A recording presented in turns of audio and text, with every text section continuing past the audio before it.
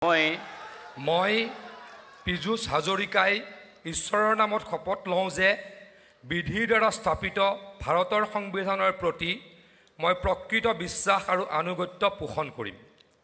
মই ভাৰতৰ সাৰ্বভৌমত্ব আৰু অখণ্ডতা অক্ষুণ্ণ ৰাখিম। মই অসমৰ এগৰাকী মন্ত্ৰী হিচাপে মোৰ কৰ্তব্য বিশ্বস্ততাৰে আৰু শুদ্ধ অন্তঃকৰণেৰে সম্পাদন কৰিম।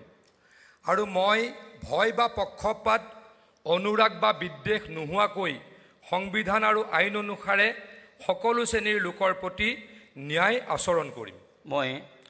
মই পীযুষ হাজৰিকাই ঈশ্বৰৰ নামত শপত লওঁ যে অসমৰ এগৰাকী মন্ত্ৰী হিচাপে মোৰ কৰ্তব্যৰ যথাযথ সম্পাদনৰ বাবে আৱশ্যক হোৱাৰ বাহিৰে মই এনে বিষয় যি অসমৰ এগৰাকী মন্ত্ৰী হিচাপে মোৰ বিবেচনাৰ বাবে অনা হ'ব বা মোৰ জ্ঞাত হ'ব তেনে বিষয় মই কোনো ব্যক্তি বা ব্যক্তিসমূহৰ ওচৰত প্ৰত্যক্ষ বা পৰোক্ষভাৱে অৱগত বা প্ৰকাশ নকৰিম।